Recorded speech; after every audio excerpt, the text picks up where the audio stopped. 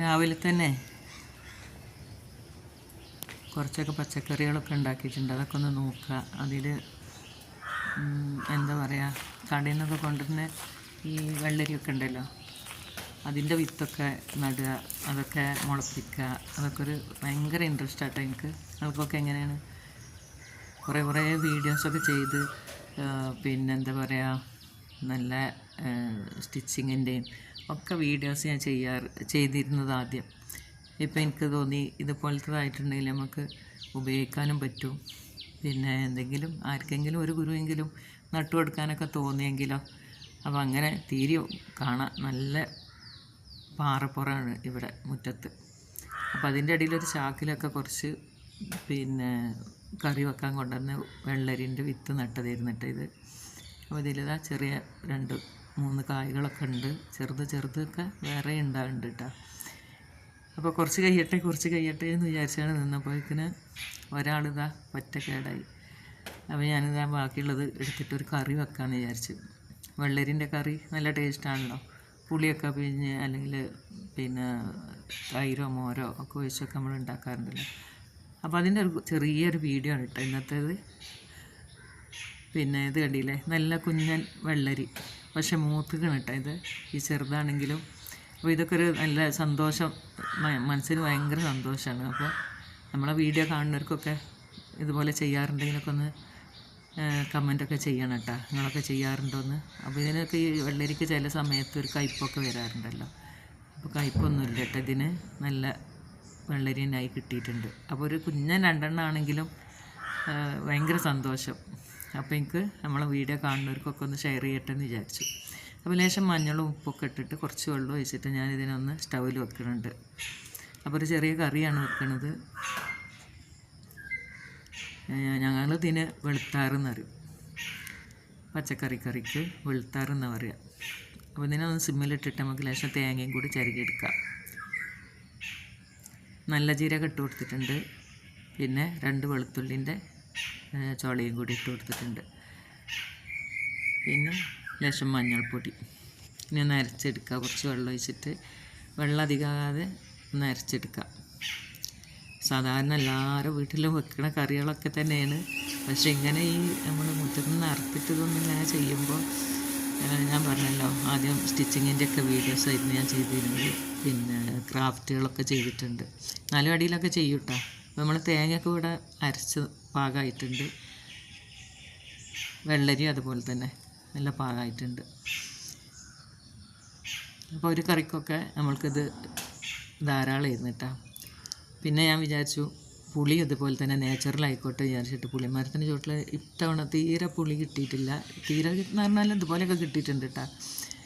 അൽഹംദുലില്ലാ, ഇതുപോലെയൊക്കെ കിട്ടിയിട്ടുണ്ട്. ഇതൊക്കെ കേടായി വന്നിട്ടുണ്ട്. അപ്പോൾ മരത്തിൽ ഇങ്ങനെ 3-4 ഇങ്ങനെ തൂങ്ങി കിടക്കുന്നുണ്ട്. അപ്പോൾ അതിനൊന്ന് എടുക്കാമെന്ന് വിചാരിച്ചു. നല്ല നെട്ടിയുറപ്പാണ് കേട്ടോ ഈ ഒരു പുളിക്ക്. കണ്ടില്ലേ, വലിച്ചൂരിയിട്ടും ഇട്ട് പൊട്ടിയിട്ടില്ല. അപ്പോൾ ഇതുപോലെ ഒന്ന് എടുത്തിട്ടുണ്ട്, 1-2 എടുത്തിട്ടുണ്ട്. ഒരു ചമ്മന്തിക്കും ഈ കറിയിലൊന്ന് ഒഴിച്ച് കൊടുക്കാനായിട്ട്. അപ്പോൾ ഈ ഒരു പുളി തന്നെയാണ് ചമ്മന്തിയിൽക്കും ഞാൻ എടുത്തിട്ടാ, കുരുവൊക്കെ കളഞ്ഞിട്ട്. അപ്പോൾ അത്രയും മതി നമ്മൾക്ക് ചമ്മന്തിയിൽക്കും അതുപോലെ തന്നെ ഈ ഒരു കറിയിൽക്കും. ഇതിനൊഴിച്ച് കൊടുക്കുന്നുണ്ട്. പ്രത്യേകം ഞാൻ ഈ കാര്യങ്ങൾ ഇങ്ങനെ പറയണത് എന്താണെന്നറിയോ, എനിക്ക് ചെറിയ പേരക്കുട്ടികളൊക്കെ ഉണ്ട്. അപ്പോൾ അവർ മാമൻ്റെ വീഡിയോ കണ്ടോട്ടെ, ചെറിയ നാടൻ കറികളൊക്കെ ഉണ്ടാക്കി അവരും പഠിക്കട്ടെ എന്നൊക്കെ വിചാരിച്ചിട്ടാണ്. അപ്പോൾ അവരെപ്പോലെ എനിക്ക് വേറെയും കുട്ടികൾ ഇതിലുണ്ടെങ്കിലോ അവരും കാണട്ടെ. അപ്പോൾ ഞാനിത് ഒഴിച്ച് കൊടുത്തിട്ടുണ്ട് കേട്ടോ. വെള്ളമൊക്കെ പാകമാക്കാം. നമുക്ക് കുറുകി വരികയാണെങ്കിൽ ചില തേങ്ങക്ക് തിളച്ച് വരുമ്പോൾ ഒരു കുറുകലാണല്ലോ. അപ്പോൾ ഇതെങ്ങനെയാണെന്ന് നോക്കാം നമുക്ക്. ഇതും അത്യാവശ്യം കുറുകി തന്നെയാണ്. അപ്പോൾ എനിക്ക് വളരെ സന്തോഷം എന്താ വെച്ചാൽ മുറ്റത്ത് വീണ് കിടന്ന തേങ്ങയും മരത്തു നിന്ന് പറിച്ച പുളിയും നമ്മളെ മുറ്റത്ത് നിന്ന് പറിച്ച വെള്ളരിയും. അപ്പോൾ ഭയങ്കര ഒരു സന്തോഷം ഈ ഒരു വീഡിയോ ചെയ്യാനും. അപ്പോൾ നിങ്ങൾക്കൊക്കെ ഇഷ്ടപ്പെടുകയാണെങ്കിൽ കമൻറ്റ് ചെയ്യാൻ മറക്കണ്ട കേട്ടോ. പിന്നെ നിങ്ങളൊക്കെ ചെയ്യാറുള്ള കാര്യങ്ങളും ഷെയർ ചെയ്താൽ ഭയങ്കര സന്തോഷം. അപ്പോൾ ഇതാ പച്ചമുളക് ഒക്കെ ഉണങ്ങി കിടക്കുന്നുണ്ട്. വറ്റൽമുളകും ഇതിൽ തന്നെയാണ് നമ്മൾ പറിക്കുന്നത്. പിന്നെ അതിലേറെ പറയാനുള്ളത്, കറിവേപ്പില നട്ടിട്ടുണ്ടെങ്കിൽ ഇപ്പോൾ ഞാനൊന്ന് പൊട്ടിക്കരുതെന്നറിയും. ഞാനിത് സൂക്ഷിച്ച് നിറയെ പുഴു വന്നതൊക്കെ തിന്ന് കഴിഞ്ഞു. 2 തൈ ഇതൊരു സ്നേഹസമ്മാനമായിരുന്നു. ഒക്കെ ഇതാ പുഴുവൊക്കെ തിന്ന് നശിപ്പിച്ച്. അപ്പോൾ ഞാൻ വിചാരിച്ചു എന്ത് അടുത്തതിന്ന് ഒരിലെങ്കിലും പറിക്കട്ടെ ഉപയോഗിക്കാനെന്ന് വിചാരിച്ചു. അപ്പോൾ കത്രിക എടുത്തിട്ട് കട്ട് ചെയ്യണതാണ് നല്ലതെന്നൊക്കെ പറയും. ഇങ്ങനെ ഒരു സമയമാകുമ്പോൾ കൈകൊണ്ട് തന്നെ ഇങ്ങനെ പറിച്ചെടുത്തിട്ടുണ്ട്. അപ്പോൾ ലേശം എന്താ പറയുക, ഇത് ഞാൻ കടുക് പൊട്ടിക്കാനായിട്ട് വെളിച്ചെണ്ണയാണ് ഒഴിച്ചത് കേട്ടോ.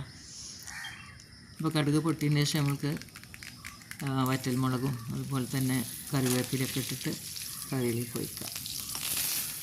അപ്പോൾ നല്ല ടേസ്റ്റുള്ള എന്താ പറയുക, ശരിക്കും ഒരു വെളുത്ത കറി എന്താണ് അതിൻ്റെ ഒരു ടേസ്റ്റൊക്കെ മുഴുവനായിട്ട് തന്നെ കിട്ടിയിട്ടുണ്ട്. നല്ല വെള്ളരിയായിരുന്നു. അപ്പോൾ നമ്മൾ കറിക്കൊക്കെ കൊണ്ടുവരുന്ന കടയിൽ നിന്ന് കൊണ്ടുവരുന്നതിൻ്റെ വിത്തൊക്കെ നട്ടിട്ടുണ്ടെങ്കിൽ ഇതുപോലെ ഉണ്ടാക്കുമ്പോൾ എന്താ പറയുക, എനിക്ക് എൻ്റെ സന്തോഷം ഞാൻ ഷെയർ ചെയ്ത കേട്ടോ. അപ്പോൾ എല്ലാവർക്കും എല്ലാവരും ചെയ്യാറുണ്ടെങ്കിൽ ഒക്കെ ഒന്ന് കമൻറ്റ് ചെയ്യാൻ മറക്കണ്ട കേട്ടോ. അപ്പോൾ ഈ വിത്ത് ഞാൻ വീണ്ടും ഇതിൻ്റെ ഒരു ഭാഗത്ത്, ഇവിടെ പാറപ്പുറം ആയതുകൊണ്ട് തന്നെ ഞാൻ ചാക്കിലാണ് ഇതൊക്കെ നട്ടു കൊടുക്കുന്നത്. പിന്നെ ഉള്ളിയൊക്കെ പൊളിക്കുമ്പോൾ അതിൻ്റെ തൊണ്ടൊക്കെ ഒന്ന് ഇട്ട് കൊടുക്കും ഒരു സൈഡിലിട്ടാൽ, അതിൻ്റെ കടക്കലല്ല, കുറച്ച് ദൂരമായിട്ട്. അപ്പോൾ അതൊക്കെ ഇങ്ങോട്ട് ആ ചണ്ടിയൊക്കെ നമുക്ക് ഇങ്ങോട്ട് തട്ടിക്കളയാം. അപ്പോൾ മുളച്ചൊക്കെ വരട്ടെ. അപ്പോൾ 1-2 മഴയൊക്കെ കിട്ടിയിട്ടുണ്ട്. അപ്പോൾ ശരിക്കും മുളയൊക്കെ വന്നോളും. ഉള്ളിയൊക്കെ മുളച്ചത് ഇവിടെ തന്നെ ഒന്ന് നട്ടു കൊടുക്കാം നമുക്ക്. നല്ല വേരൊക്കെ വന്നിട്ടുണ്ട്.